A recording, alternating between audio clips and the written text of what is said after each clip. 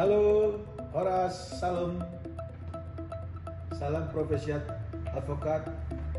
Di kesempatan hari ini kita coba ikut partisipasi mengomentari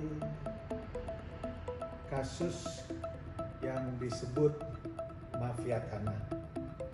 Mafia tanah itu di dalam aturan hukum tidak ada, tetapi diartikan secara luas itu adalah dua orang atau lebih bekerja sama untuk merebut tanah ataupun lahan orang lain, di mana ada faktor keuntungan tujuan yang mereka dapatkan.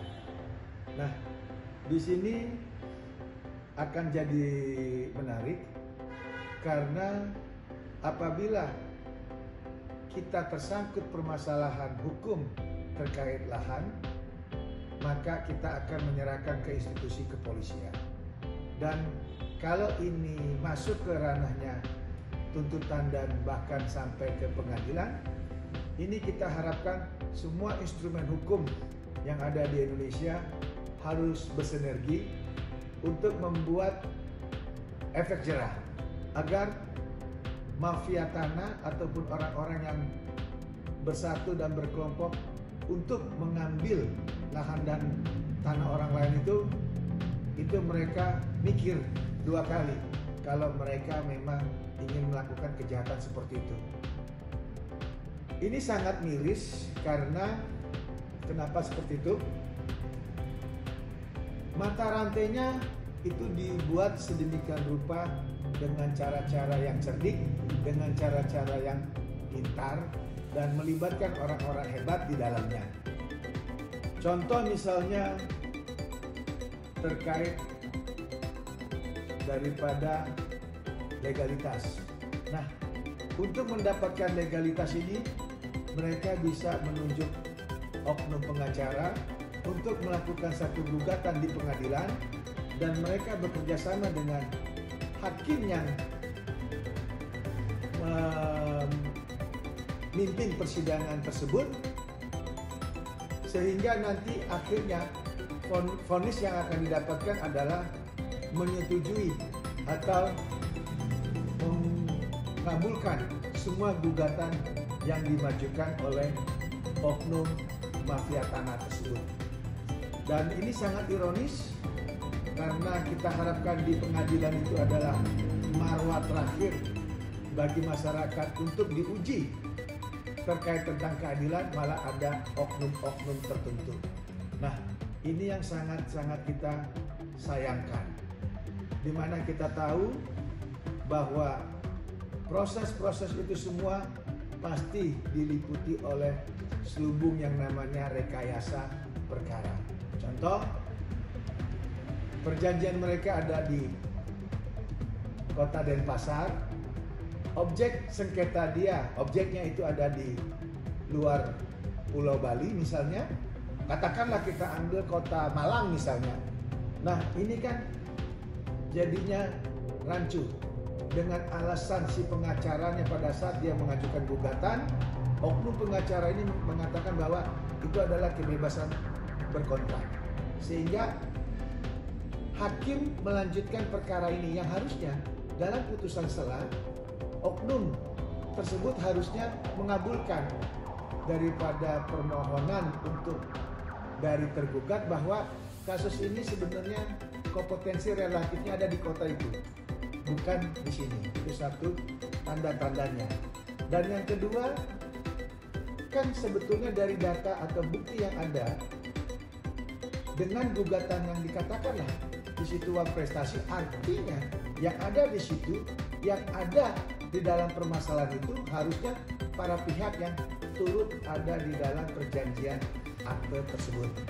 Namun sangat disayangkan, padahal orang yang ikut pihak di situ salah satu sudah meninggal. Misalnya si A adalah pihak yang menjaminkan sertifikat, si B adalah orang yang mengeluarkan dana pinjaman kepada sertifikat itu. Tetapi sertifikat itu sendiri bukan miliknya si A ini milik katakanlah istrinya. Nah, tetapi kan harusnya di sini kita harus teliti, kok aneh, di mana si peminjam menjaminkan objeknya tapi bukan miliknya, tapi milik istrinya atau milik orang lain dengan dikatakan mendapatkan persetujuan secara lisan. Nah, di sini aja sudah ada yang namanya unsur tidak halal, ada tipu daya. Kenapa saya bilang ada unsur halal, tidak halal ataupun tipu daya? Karena yang minjam tapi menjaminkan objek orang lain, istrinya, dan istrinya itu tidak tahu bahwa lahan tersebut atau tanah tersebut atau bangunan tersebut sudah dalam ikatan perjanjian daripada pinjam meminjam. Nah, ini yang kadang-kadang sangat-sangat ironis, bahkan sampai bisa masuk ke pengadilan. Ya, mudah-mudahan ini belum ending. Itu nanti putusan pengadilan kita harapkan yang terbaik bagi klien kita. Nah, kembali lagi tadi terkait dari tentang mafia tanah ini. Jadi di sini jelas bahwa kita harus waspada agar tidak dirugikan oleh mafia tanah. Karena kenapa?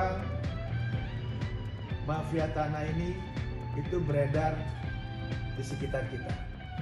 Dan di sini kita harapkan tegasan daripada pihak aparatur, yaitu pihak kepolisian sampai juga dari pengadilan, agar betul-betul membantu masyarakat yang memang mengalami konflik permasalahan tanah. Nah, kita coba perhatikan karena di sini banyak banget melibatkan oknum ataupun banyak sekali melibatkan dokumen-dokumen, baik itu tentang sertifikat, lalu juga tentang perjanjian, lalu juga tentang hal-hal yang lain. Nah, ini yang kita akan sangat harapkan di kedepan hari agar tidak ada lagi proses-proses yang bisa dikatakan adanya mafia tanah. Itu yang bisa kita sampaikan. Salam dari Togas Timur.